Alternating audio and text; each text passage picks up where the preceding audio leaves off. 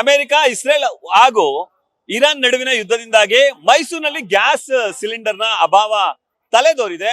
ನಾನೀಗ ಮೈಸೂರಿನ ಧನ್ವಂತರಿ ರಸ್ತೆಯಲ್ಲಿ ಇದ್ದೀನಿ. ನೀವು ದೃಶ್ಯದಲ್ಲಿ ಗಮನಿಸ್ತಿರ್ಬೋದು, ಸುಮಾರು 10 ಕಿಲೋಮೀಟರ್ ದೂರದವರೆಗೆ ಮೈಸೂರಿನಲ್ಲಿ ಸಿಲಿಂಡರ್ ಸಿಕ್ತಿಲ್ಲ ಅಂತ ಹೇಳಿ ಪರದಾಡುವಂತಹ ಸ್ಥಿತಿ ನಿರ್ಮಾಣ ಆಗಿದೆ. ಅದರಲ್ಲೂ ಆಟೋ ಗ್ಯಾಸ್ ಸಿಕ್ತಿಲ್ಲ. ಆಟೋ ಗ್ಯಾಸ್ ಸಿಗದ ಕಾರಣಕ್ಕಾಗಿ ಸಾರ್ವಜನಿಕರು ಪರದಾಡ್ತಿದ್ದಾರೆ. ನೀವು ದೃಶ್ಯದಲ್ಲಿ ಗಮನಿಸ್ತಿರ್ಬೋದು, ಮೈಸೂರಿನ ಧನ್ವಂತರಿ ರಸ್ತೆ, ಶೇಷಾದ್ರಿ ಅಯ್ಯರ್ ರಸ್ತೆ ಸೇರಿದಂತೆ ಎಲ್ಲಾ ರಸ್ತೆಗಳನ್ನ ಜಖಂ ಮಾಡಲಾಗಿದೆ. ಅಂದ್ರೆ ಆಟೋಗಳು ಸಂಪೂರ್ಣವಾಗಿ ತುಂಬಿಕೊಂಡಿವೆ.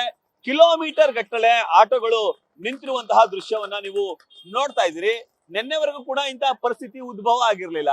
ಕಾರಣ ಆಗಿಂದಾಗೆ ಸಿಲಿಂಡರ್ಗಳು ಸಿಕ್ತಿದ್ವು, ಜೊತೆಗೆ ಗ್ಯಾಸ್ ಸಿಕ್ತಿತ್ತು. ಈ ಕಾರಣಕ್ಕಾಗಿ ಪ್ರತಿಯೊಬ್ಬರು ಗ್ಯಾಸ್ ಸಿಕ್ತಿದೆಯಲ್ಲ ಅನ್ನೋ ಒಂದು ಚಿಂತೆ ಇಲ್ಲದಂತೆ ತಮ್ಮ ಆಟೋಗಳನ್ನ ಚಲಾಯಿಸುವಂತ ಕೆಲಸಕ್ಕೆ ಮುಂದಾಗ್ತಿದ್ರು. ದುರಂತ ಅಂದ್ರೆ ಇವತ್ತು ಬೆಳಗ್ಗೆ ಗ್ಯಾಸ್ ಸಿಕ್ತಿಲ್ಲ ಅನ್ನೋ ಒಂದು ಸುದ್ದಿ ಹೊರ ಬೀಳ್ತಿದ್ದಂತೆ ಹಾಗೂ ಗ್ಯಾಸ್ ನ ಬೆಲೆ ದುಪ್ಪಟ್ಟಾಗುತ್ತೆ ಅಥವಾ ಅದರ ಹಣ ಹೆಚ್ಚಾಗುತ್ತೆ ಅನ್ನೋ ಕಾರಣಕ್ಕಾಗಿ ಈಗ ಹೆಚ್ಚಿನ ಸಂಖ್ಯೆಯಲ್ಲಿ ಆಟೋ ಚಾಲಕರು ಜಮಾಯಿಸುವಂತ ಕೆಲಸಕ್ಕೆ ಮುಂದಾಗಿದ್ದಾರೆ. ಬೆಳಿಗ್ಗೆ 6 ಗಂಟೆಯಿಂದಲೂ ಕೂಡ ಸರತಿ ಸಾಲಿನಲ್ಲಿ ನಿಂತು ಗ್ಯಾಸ್ ಅನ್ನು ತುಂಬಿಸಿಕೊಳ್ಳುವಂತ ಕೆಲಸಕ್ಕೆ ಮುಂದಾಗ್ತಿದ್ದಾರೆ. ಒಂದಲ್ಲ ಎರಡಲ್ಲ, ಬರೋಬ್ಬರಿ 10,000ಕ್ಕೂ ಹೆಚ್ಚು ಆಟೋಗಳು ಸದ್ಯ ಈ ಒಂದು ಭಾಗದಲ್ಲಿ ನಿಂತಿರೋದನ್ನ ನೀವು ದೃಶ್ಯದಲ್ಲಿ ಗಮನಿಸ್ತಿರ್ಬೋದು. ಸುಮಾರು 10,000ಕ್ಕೂ ಹೆಚ್ಚು ಆಟೋ ಸಿಬ್ಬಂದಿಗಳು ಅಂದ್ರೆ ಆಟೋ ಚಾಲಕರೆಲ್ಲರೂ ಕೂಡ ಆಗಮಿಸಿದ್ದಾರೆ. ಆಟೋ ಚಾಲಕರೆಲ್ಲರೂ ಕೂಡ ಆಗಮಿಸಿ ಪ್ರತಿಯೊಬ್ಬರು ಕೂಡ ಸಿಲಿಂಡರ್ ನ ತುಂಬಿಸುವಂತ ಕೆಲಸಕ್ಕೆ ಅಂದ್ರೆ ಆಟೋಗಳಿಗೆ ಗ್ಯಾಸ್ ಅನ್ನ ತುಂಬಿಸಿಕೊಳ್ಳುವಂತ ಕೆಲಸಕ್ಕೆ ಮುಂದಾಗ್ತಿದ್ದಾರೆ. ಸುಮಾರು ಅಂದ್ರೆ ಶೇಷಾದ್ರಿ ಅಯ್ಯರ್ ರಸ್ತೆ ಆಗ್ಬೋದು, ಮೆಟ್ರೋಪಾಲ್ ಆಗ್ಬೋದು, ಈಗ ಧನ್ವಂತರಿ ಹಾಗೆ ಎಲ್ಲಾ ಕಡೆಯಲ್ಲೂ ಕೂಡ ಗ್ಯಾಸ್ ಸಿಲಿಂಡರ್ಗಾಗಿ ಅಂದ್ರೆ ಆಟೋ ಗ್ಯಾಸ್ಗಾಗಿ ಅಭಾವ ಎದುರಾಗಿದೆ. ಆ ಕಾರಣಕ್ಕಾಗಿ ಪ್ರತಿಯೊಬ್ರು ಕೂಡ ಬಂದು ಆಟೋಗೆ ಗ್ಯಾಸ್ ಅನ್ನು ತುಂಬಿಸಿಕೊಳ್ಳುವಂತ ಕೆಲಸಕ್ಕೆ ಮುಂದಾಗ್ತಿದ್ದಾರೆ.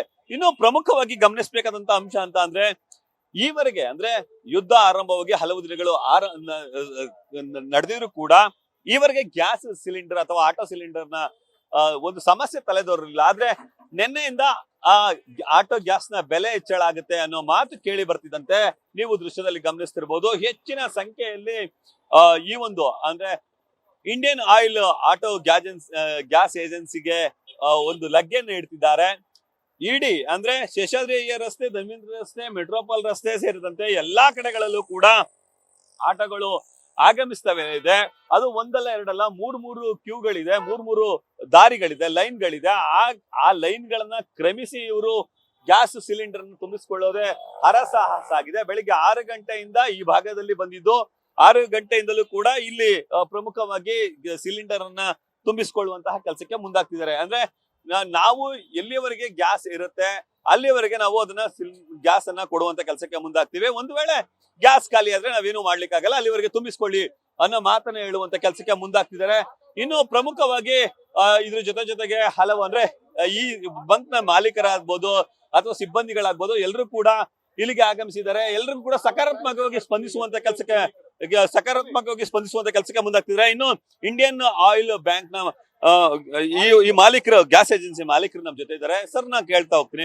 ಸರ್, ಈವರೆಗೆ ಒಂದ್ ಸ್ವಲ್ಪ ಅಲ್ಪ ಪ್ರಮಾಣದಲ್ಲಿ ಜನ ಬರ್ತಿದ್ರು, ಇವತ್ತು ಏಕಾಏಕಿ ಜನಗಳು ಬರ್ತಿದ್ದಾರೆ. ಸರ್, ಹೇಗ್ ಅನ್ನಿಸ್ತಿದೆ ಸರ್? ಇದು ನಮ್ ದೇಶಕ್ಕಲ್ಲ, ಇಡೀ ಪ್ರಪಂಚಕ್ಕಿರೋ ಪ್ರಾಬ್ಲಮ್.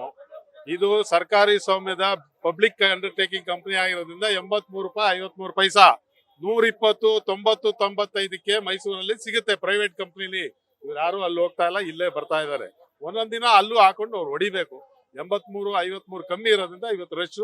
ನಾವು 4 ಟನ್ ಬಂದಿದೆ, ಅದು 1.5-2 ಗಂಟೆ ಒಳಗೆ ಖಾಲಿ ಆಗುತ್ತೆ. ಅಂದ್ರೆ ಯಾವ ಪ್ರಮಾಣದಲ್ಲಿ ಹಣ ಇತ್ತು ಅಷ್ಟನ್ನೇ ತೆಗೆದುಕೊಳ್ತೀರಿ? ಹೆಚ್ಚಿನ ನಮ್ ದುಡ್ಡು ಅವ್ರ ಹತ್ರನೇ, ಇಂಡಿಯನ್ ಆಯಿಲ್ ನಲ್ಲಿ ಅವ್ರು ಕೊಟ್ಟಷ್ಟು ನಾವು, ಹಾಗಂದ್ರೆ 3 ಟನ್ 4 ಟನ್ ಎಷ್ಟು ಕೊಡ್ತಾರೆ ಅದ್ರ ತಕ್ಕಂತ ನಾವು ವ್ಯಾಪಾರ ಮಾಡ್ತೀವಿ. ಈ ಜನ ಇವತ್ತು ಏಕಾಏಕಿ ಜಮಾಯಿಸಿದ್ರೆ ಸರ್, ಕಿಲೋಮೀಟರ್ ಗಟ್ಟಲೆ ಇದೆ ಸರ್, 10,000ಕ್ಕೂ ಹೆಚ್ಚು ಆಟೋಗಳಿದೆ ಸರ್, ಎಲ್ರಿಗೂ ಸಿಗುತ್ತೆ? ಇಲ್ಲ, ಎಲ್ಲರಿಗೂ ಸಿಗಲ್ಲ. 1.5-2 ಗಂಟೆ ತನಕ ಸಿಗುತ್ತೆ. ಅಲ್ಲಿ ನಮ್ ಇಂಡಿಯನ್ ಆಯಿಲ್ ಇನ್ನೊಂದು ಭಾರತ್ ಕ್ಯಾನ್ಸರ್ ಪಕ್ಕ ಅಲ್ಲೂ ಬಂದಿದೆ, ಅಲ್ಲೂ ಹಾಕ್ಸ್ಕೋಬೇಕು ಅಷ್ಟೇ, ಅಲ್ಲಿ ಹೋಗಿ ಹಾಕೊಳ್ಬೇಕು. ಆಮೇಲೆ ಇವಾಗ ತೊಂದರೆ ಇರೋದ್ರಿಂದ 4 ಸ್ಟ್ರೋಕ್ ಇಂಜಿನ್ ಅವರು ಪೆಟ್ರೋಲ್ ಹಾಕೊಂಡು ಹೊಡಿಬೇಕು ಅಂತ ಕೇಂದ್ರ ಸಚಿವರು ಹೇಳಿದ್ದಾರೆ. ಪೆಟ್ರೋಲ್ ಹಾಕೊಂಡು ಓಡಿಸ್ಬೇಕು. ಇದು ಇಂಡಿಯನ್ ಆಯಿಲ್ ಮಾಲೀಕರ ಮಾತು. ನೀವು ಪ್ರಮುಖವಾಗಿ ದೃಶ್ಯದಲ್ಲಿ ಗಮನಿಸ್ತಿರಬಹುದು, ವ್ಯಕ್ತಿಯೊಬ್ಬರು ಇದೇ ಸಂದರ್ಭಕ್ಕೆ ಕ್ಲಿಯರಿಂಗ್ ಏಜೆನ್ಸಿ ಅವರು ಮಾಲೀಕರು ಹಣವನ್ನು ಹಂಚುವಂತ ಕೆಲಸಕ್ಕೆ ಮುಂದಾಗ್ತಿದ್ದಾರೆ. ನೀವು ದೃಶ್ಯದಲ್ಲಿ ಗಮನಿಸ್ತಿರುವುದು, ಪ್ರತಿಯೊಬ್ಬ ಆಟೋ ಚಾಲಕರಿಗೂ ಕೂಡ 200 ರೂಪಾಯಿ ಹಣವನ್ನ ಕೊಡ್ತಿದ್ದಾರೆ. 200 ರೂಪಾಯಿ ಹಣವನ್ನ ನೀಡುವುದರ ಜೊತೆಗೆ ಅವರು ಆಟೋ ಚಾಲಕರಿಗೆ ಪ್ರೋತ್ಸಾಹವನ್ನ ಮಾಡುವಂತ ಕೆಲಸಕ್ಕೆ ಮುಂದಾಗ್ತಿದ್ರೆ ನೀವು ದೃಶ್ಯದಲ್ಲಿ ಗಮನಿಸ್ತಿರ್ಬೋದು. ಕಂತಗಟ್ಟಲೆ ಹಣವನ್ನ ತೆಗೆದುಕೊಂಡು ಬಂದು ಪ್ರತಿಯೊಬ್ಬರಿಗೂ ಕೂಡ 200 ರೂಪಾಯಿ ಹಣವನ್ನ ನೀಡುವಂತ ಕೆಲಸಕ್ಕೆ ಮುಂದಾಗ್ತಿದ್ದಾರೆ. ಪ್ರತಿಯೊಬ್ಬ ಆಟೋ ಚಾಲಕರಿಗೂ ಕೂಡ, ಅಂದ್ರೆ ಇಲ್ಲಿ ಸುಮಾರು 10,000ಕ್ಕೂ ಹೆಚ್ಚು ಮಂದಿ ಇದ್ದಾರೆ. ಆ ಎಲ್ಲ ಆಟೋ ಚಾಲಕರಿಗೂ ಕೂಡ ಪ್ರತಿಯೊಬ್ಬರಿಗೂ ಕೂಡ 200 ರೂಪಾಯಿ ಹಣವನ್ನ ನೀಡಿ ಅವರನ್ನ ಪ್ರೋತ್ಸಾಹಿಸುವುದು ಮತ್ತೆ ಅವರ ಕುಟುಂಬಕ್ಕೆ ನೆರವಾಗುವುದು ನಮ್ಮ ಉದ್ದೇಶ. ಆ ಕಾರಣಕ್ಕಾಗಿ ಪ್ರತಿಯೊಬ್ಬರಿಗೂ ಕೂಡ ನಾವು ಹಣವನ್ನ ನೀಡ್ತೀವಿ. ಇಲ್ಲಿರುವಂತಹ ಪ್ರತಿಯೊಬ್ರು ಯಾರೇ ಬರ್ಲಿ, ಆಟೋ ಚಾಲಕರು ಯಾರೇ ಗ್ಯಾಸ್ ತುಂಬಿಸ್ಕೊಂಡ್ರು ಬಂದ್ರು ಅವ್ರಿಗೆ 200 ರೂಪಾಯಿ ಹಣವನ್ನ ನೀಡ್ತೀವಿ ಅನ್ನೋ ಮಾತನ್ನ ಹೇಳುವಂತ ಕೆಲಸಕ್ಕೆ ಮುಂದಾಗ್ತಿದ್ದಾರೆ. ಇನ್ನು ಆಟೋ ಚಾಲಕರು ನಮ್ಮ ಜೊತೆ ಇದ್ದಾರೆ, ಅವ್ರನ್ನ ಮಾತಾಡ್ತಾ ಹೋಗ್ತೀನಿ. ಸರ್, ಈ ಸಮಸ್ಯೆ ತಲೆದೋರಿದೆ ಸರ್, ಯಾಕೆ ಈ ತರದ ಸಮಸ್ಯೆ ತಲೆದೋರಿದೆ ಸರ್? ಮಾತಾಡ್ಬೋದಾ ಸರ್? ನಾನು ತಿಳ್ಕೊಂಡಿರಂಗೆ ಮೈಸೂರು ಅಂತ ಹೇಳ್ತೀವಲ್ಲ ಸರ್, ನಮ್ಮ ಮೈಸೂರಿಗೆ ಸಂಬಂಧಪಟ್ಟಿದ್ದು ಮೊದಲನೇದು ಕಾರ್ಪೊರೇಷನ್, ಎರಡನೇದು ಕಮಿಷನರ್, ಮೂರನೇದು MP. ಹೀಗೆ ಸಾಮಾನ್ಯವಾಗಿ 4 ಇದ್ದಾರೆ. ಅವ್ರನ್ನ ಗಮನ ಇವ್ರಿಗೆ ಬಂದಿರೋ ಕರುಣೆ ಅವ್ರಿಗೆ ಕಣ್ಣು ಕಾಣ್ತಾ ಇಲ್ವಾ ಸರ್? ಇದನ್ನ ಮೊದಲು ಏನ್ ಮಾಡ್ಬೇಕು, ಹೋಗಿ ಮೋದಿಯವ್ರನ್ನ, ಸಿದ್ದರಾಮಯ್ಯನವ್ರನ್ನ, ಅದಕ್ಕೆ ಸಂಬಂಧ ಪಡಲ್ಲ ಸರ್. ಮೈಸೂರಿನಲ್ಲಿ ಏನ್ ತೊಂದರೆ ಆಗ್ತಾ ಇದೆ, ಮೊದಲು ನಮ್ಮ ಇವರು ದೊಡ್ಡ ಅಧಿಕಾರಿಗಳು ನಮ್ಮನ್ನ ಗಮನಿಸ್ಬೇಕು ಸರ್. ದಿನನಿತ್ಯ ಜೀವನ ತೊಂದರೆ ಆಗ್ತಾ ಇದೆ. ಆಮೇಲೆ ಗ್ಯಾಸ್ದು ಬೆಲೆ ನೀವು ಫಿಕ್ಸ್ ಮಾಡಿ ಸರ್. ಏನ್ ಒಂದ್ ಕಡೆ 120, ಇದು ಹೆಂಗ್ ಸಾಮಾಜಿಕರಿಗೆ ಹೆಂಗ್ ತೊಂದರೆ ಆಗ್ತಾ ಇದೆ, ಅದೆಲ್ಲ ಅನುಕಂಪನ ನೋಡ್ಕೋಬೇಕು ಸರ್. ಇದನ್ನ ಯಾಕೆ ಜಾಸ್ತಿ ಮಾಡ್ತಾರೆ ಅನ್ನೋದನ್ನು ಯಾರೂ ಕೇಳ್ತಾ ಇಲ್ಲ. ಅವ್ರು ಸಿಕ್ಕಾಬಿಟ್ಟೆ ತೊಂದರೆ ಆಗ್ತಾ ಇದೆ ಸರ್. ಇದನ್ನ ಏನ್ ಗೊತ್ತೇ, ಗಮನಿಸ್ಬೇಕು ಸರ್ ಅಧಿಕಾರಿಗಳ ಮೇಲಧಿಕಾರಿ. ನಾವು ಕೆಪಾಸಿಟಿ ಇಲ್ಲ, 4 ಜನ ಸೇರ್ಕೊಂಡು ಒಳ್ಳೇದ್ ಮಾಡ್ಕೊಡಿ, ನಾಗರಿಕರಿಗೆ ಒಳ್ಳೇದಾಗ್ಲಿ. ಇದು ಆಟೋ ಚಾಲಕರ ಮತ್ತು ನಮ್ಮ ಜೊತೆ ಕಿರಣ್ ಏಜೆನ್ಸಿ ಅವರ ಮಾಲೀಕರಿದ್ದಾರೆ. ಅವರು 200 ರೂಪಾಯಿ ಹಣವನ್ನ ನೀಡುವಂತ ಕೆಲಸಕ್ಕೆ ಮುಂದಾರೆ. ಕಿರಣ್ ಆಟೋ ಫೈನಾನ್ಸ್ ನವರು ಅವ್ರು ಪ್ರತಿಯೊಬ್ಬ ಆಟೋ ಚಾಲಕರು ಕೂಡ 200 ರೂಪಾಯಿ ಹಣವನ್ನ ಕೊಡ್ತಿದ್ದಾರೆ. ನೀವು ದೃಶ್ಯದಲ್ಲಿ ಗಮನಿಸಬಹುದು. ಪ್ರತಿಯೊಬ್ಬರಿಗೂ ಕೂಡ ಇಲ್ಲಿ ಬಂದು ಗ್ಯಾಸ್ ತುಂಬಿಸ್ಕೊಳ್ಳೋರಿಗೆ ನಮ್ಮ ಜೊತೆ ಅವರೇ ಇದ್ದಾರೆ, ನಾನು ಮಾತಾಡಿಸ್ತಾ ಹೋಗ್ತೀನಿ. ಸರ್, ಈಗ ಬಂದ್ರಿ ಸರ್, ಈಗ ಪ್ರತಿಯೊಬ್ಬ ಆಟೋ ಚಾಲಕರು ಕೂಡ ಹಣ ಕೊಡ್ತಿದ್ರಿ ಸರ್, ಈ ಯಾವ ಉದ್ದೇಶ ಸರ್?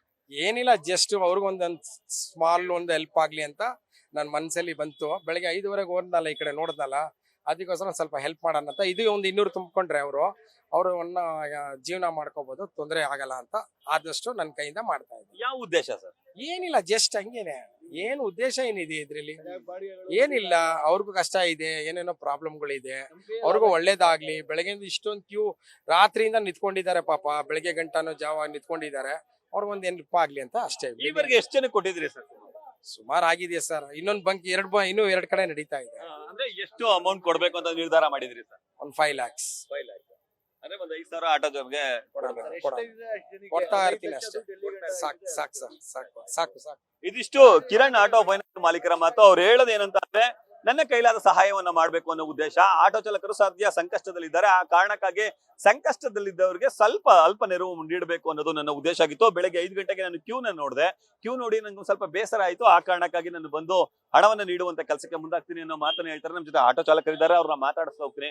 ಸರ್, ಸಿಲಿಂಡರ್ ಅಭಾವ ಅಂದ್ರೆ ಗ್ಯಾಸ್ ಸಿಲಿಂಡರ್ ನ ಸಮಸ್ಯೆ ಎದುರಾಗ್ತಿದೆ ಸರ್, ಎಷ್ಟು ಕಷ್ಟ ಆಗ್ತಿದೆ ಸರ್ ಮನೆಯಲ್ಲಿ? ಸರ್, ಫುಲ್ ಕಷ್ಟ ಇದೆ ನಮ್ಗೆ. ಜೀವನಕ್ಕೆನೆ ಬಹಳ ತೊಂದರೆ ಆಗ್ಬಿಟ್ಟಿದೆ. ಸರ್ಕಾರ ಇದರಲ್ಲಿ ಏನಿರೋದು ನಮ್ಗೆ ಸೌಲಭ್ಯ ಮಾಡ್ಕೊಡ್ಬೇಕು. ಆದ್ರೆ ನೋಡಿ, ಆಟೋಟೋರ್ ಪರಿಸ್ಥಿತಿ ಹೆಂಗಿದೆ ಅಂತ ಹೇಳಿದ್ರೆ, ಬೀದಿಯಲ್ಲಿ ಭಿಕ್ಷೆ ಬೇಡಕ್ಕಿಂತ ಕಳೆ ಆಗ್ಬಿಟ್ಟಿದೆ. ಆ ತರ ಮಾಡಾಕ್ಬಿಟ್ಟಿದ್ದಾರೆ. ಸರ್ಕಾರ ಇದ್ ಮಾಡ್ಬೇಕು. ಇಲ್ಲಿ ನೋಡಿದ್ರೆ ಒಂದಿನ ಗ್ಯಾಸ್ಗೆ, ಒಂದಿನ ಗಾಡಿ ಓಡಿಸಕ್ಕೆ, ಅದೇ ರೈಟು ಜಾಸ್ತಿ. ಹೆಂಗ್ ಜೀವನ ಮಾಡ್ಬೇಕು? ಇಲ್ಲ ಅಂದ್ರೆ ಸರ್ಕಾರ ಎಲ್ಲ ಸೇರಿ ಒಂದೇನಾರ ಮಾಡಿ ಆಟೋ ಡ್ರೈವರ್ ಹೆಂಡತಿ ಮಕ್ಕಳಿಗೆ ವಿಷ ಕೊಟ್ಬಿಡ್ಬೇಕು. ಆ ತನಾರು ಮಾಡ್ಬೇಕು. ಇನ್ನು ಅದಕ್ಕಿಂತ ನಾವು ಏನು ಹೇಳಕ್ಕಾಗಲ್ಲ ಸರ್. ಬಾಡಿಗೆ ಎಲ್ಲಿ ಕಟ್ಟೋದು, ನಾವು ಜೀವನ ಏನ್ ಮಾಡೋದು, ಮಕ್ಕಳಿಗೆ ಓದ್ಸೋದಲ್ಲಿ ಏನಾಗಿದೆ, ಏನ್ ಮಾಡ್ತಾ ಇದಾರೆ ಅಂತ ನಮ್ಗಂತೂ ಅರ್ಥ ಆಯ್ತಾ ಇಲ್ಲ. ಹೇಳಿ ಸರ್. ಇವಾಗ ಮಕ್ಳು ಅಡ್ಮಿಷನ್ ಬಂದಿದೆ, ಅಡ್ಮಿಷನ್ಗೂ ಎಲ್ಲ ಇದು ಮಾಡ್ಬೇಕು. ಗ್ಯಾಸ್ ಹಾಕ್ಸೋದ, ಜೀವನ ನಡೆಸೋದ, ಏನ್ ಮಾಡ್ಬೇಕು ಸರ್ ನಾವು? ಸರ್ಕಾರ ಏನಾದ್ರು ಒಂದು ಇದು ಮಾಡ್ಕೊಡ್ಬೇಕು, ಪರಿಹಾರ ಮಾಡ್ಕೊಡ್ಬೇಕು ನಮ್ಮಂತವ್ರಿಗೆ, ಆಟೋ ಡ್ರೈವರ್ಗಳಿಗೆ. ಈ ತರ ಏನಾದ್ರೆ ನಮ್ ಕಷ್ಟ ಕೇಳೋರು ಯಾರು ಸರ್? ಬೆಳಿಗ್ಗೆ 6 ಗಂಟೆ 7 ಗಂಟೆ ಮಧ್ಯಾಹ್ನ ಇದು ಗ್ಯಾಸ್ ತುಂಬಿಸೋದೆ ಮಧ್ಯಾಹ್ನ ಗಂಟೆ ಆಗ್ಬಿಟ್ರೆ ಬಾಡಿಗೆ ನೋಡಿ ಅದು. ಸರ್, ಈಗ ಪೆಟ್ರೋಲ್ ದುಬಾರಿ ಅಂತ ಹೇಳಿ ಗ್ಯಾಸ್ ಬಂದಿದೆ ಸರ್, ಗ್ಯಾಸ್ ಸಿಗ್ತಿಲ್ಲ. ಈಗ ಸರ್ ಎಲ್ಲೂ ಗ್ಯಾಸ್ ಸಿಗ್ತಿಲ್ಲ ಸರ್. ಇದೊಂದು ಬಂಕ್ ಬಿಟ್ರೆ, ಇದು ಮುಚ್ಚಿಬಿಟ್ರೆ ಎಲ್ಲೋಗೋದು ಸರ್? ನಾವು ಎಲ್ಲೂ ಇಲ್ಲ. ಇನ್ನು ನಾಳೆ ಸಂಜೆ ಗಂಟೆ ಕಾಯ್ಬೇಕು. ಒಂದ್ ದಿನದ ಬಾಡಿಗೆ ವೇಸ್ಟ್. ಅಲ್ಲೆಲ್ಲ ಹೋಯ್ತಿದ್ವಿ, ಸಿಗ್ತಾ ಇಲ್ಲ ನಮ್ಮ ದೃಷ್ಟಿಗೆ. ಅದಕ್ಕೆ ಈಗ ನೋಡೋದ ಸರ್, ಈಗ ಅದೆಲ್ಲ ಅಲ್ಲಿ ತುಂಬ್ತಾರೆ ಅಂತಾರೆ, ಅಲ್ಲೂ ಹೋದ್ರು ಅಲ್ಲೂ ಇಲ್ಲ, ಇಲ್ಲಿ ತುಂಬ್ತಾರೆ ಅಂತ ಇಲ್ಲೂ, ಎಲ್ಲಾ ಕಡೆನೂ ಬಂದ್ ಮಾಡ್ಬಿಟ್ಟಿದ್ದಾರೆ ಸರ್. ಈ ಗ್ಯಾಸ್ ರೈಟು ಒಂದ್ ಕಡೆ 120 ರೂಪಾಯಿ ಐತೆ. 120 ರೂಪಾಯಿ ತುಂಬಿಸ್ಬಿಟ್ಟು ನಾವ್ ಏನ್ ಬಾಡಿಗೆ ಹೊಡಿಯೋದು? 10 ರೂಪಾಯಿ ಜಾಸ್ತಿ ಕೇಳಿದ್ರೆ ಯಾಕೆ ಹೋಗಿ ಬಂಕವ್ರು ಕೇಳಿ ಅಂತಾರೆ. ಆ ಬಂಕವ್ರು ಕೇಳಕ್ ಆಯ್ತದ ಸರ್? ಹಾ, ಅದ್ರಿಂದ ನಮ್ಗೆ ಫುಲ್ 7 ಗಂಟೆಯಿಂದ ಸರ್ ರೈಲ್ವೆ ಸ್ಟೇಷನ್ ಇಂದ ತಳ್ಕೊ ಬಂದಿರೋದು ಸರ್ 7 ಗಂಟೆಯಿಂದ ಇಲ್ಲಿಗೆ ಎಷ್ಟು ಸರ್ ಟೈಮು 11 ಗಂಟೆ ಆಗೈತೆ ಬರೋ ಗಂಟೆ ಎಷ್ಟೊತ್ತಾಗುತ್ತೆ ಸರ್ ಒಂದ್ ದಿನ ದುಡಿಮೆನೆ ಹಾಳಾಯ್ತು ನಮ್ದು ಇವತ್ತು ಇನ್ನೂ ಒಂದ್ ರೌಂಡ್ ಹೊಡಿಬೇಕು ನಾವು. ಇನ್ನೂ ಒಂದ್ ರೌಂಡ್ ಬಂದು ನೋಡ್ಬೇಕು. ಇದಿಷ್ಟು ಆಟೋ ಚಾಲಕರ ಕಣ್ಣಿನ ಕಥೆಗಳು. ಅವರೆಲ್ಲ ಹೇಳೋದೇನಂತಂದ್ರೆ ಮಕ್ಕಳ ವಿದ್ಯಾಭ್ಯಾಸಕ್ಕಾಗಿ ಮನೆ ಸಂಸಾರ ದುಃಖಿಸ್ಲಿಕ್ಕೆ ಸಾಕಷ್ಟು ತೊಂದರೆ ಆಗ್ತಿದೆ. ಇದರ ನಡುವೆ ಗ್ಯಾಸ್ ಸಿಗ್ತಿಲ್ಲ. ನಾವು ಪೆಟ್ರೋಲ್ ಬದಲಿಗೆ ಗ್ಯಾಸ್ ನ ಬಳಸಲಿಕ್ಕೆ ಶುರುವಾದ್ವು, ಆದ್ರೆ ಗ್ಯಾಸ್ ಸರಬರಾಜು ಆಗ್ತಿಲ್ಲ. ಈ ಕಾರಣಕ್ಕಾಗಿ ನಮ್ಮ ಬದುಕು ಮೂರಾ ಬಟ್ಟೆ ಆಗ್ತಿದೆ. ಸರ್ಕಾರ ನಮ್ಗೆ ವಿಷ ಕೊಟ್ಬಿಟ್ರೆ ಸಾಕು ಅನ್ನೋ ಅಳಲನ್ನ ತೋಡ್ಕೊಳ್ಳುವಂತ ಕೆಲಸಕ್ಕೆ ಮುಂದಾಗ್ತಿದ್ರೆ, ಇಲ್ಲಿ ಮರುಭೂಮಿಯಲ್ಲಿ ಒಂದಷ್ಟು OSS ಸಿಕ್ತಂತೆ, ಅಂದ್ರೆ ನೀರು ಸಿಕ್ತಂತೆ. ಈ ಒಂದು ಆಟೋ ಬಂಕ್ ನಲ್ಲಿ ಒಬ್ಬರು ದಾನಿಗಳು 200 ರೂಪಾಯಿ ಪ್ರತಿಯೊಬ್ಬರಿಗೆ ನೀಡುವಂತ ಕೆಲಸಕ್ಕೆ ಆ ಮೂಲಕ ಅಲ್ಪ ಪ್ರಮಾಣದ ಸಾಕ್ವಿ. ಸಿಲಿಂಡರ್ ಸಿಗ್ತದಾ ಅಥವಾ ಗ್ಯಾಸ್ ಸಿಗುತ್ತಾ, ಸಿಗ್ತಿಲ್ಲಲ್ಲ ಅನ್ನೋದು ಆಟೋ ಚಾಲಕರ ಪ್ರಶ್ನೆ ಆಗಿದೆ ಮತ್ತು ಅವರ ಕಣ್ಣೀರ ಕಥೆ ಆಗಿದೆ. ಕ್ಯಾಮ್ರಾಮನ್ ವಿನಯ್ ಜೊತೆ ರವಿ ಪಾಂಡವಪುರ, ನ್ಯೂಸ್ ಫಸ್ಟ್, ಮೈಸೂರು.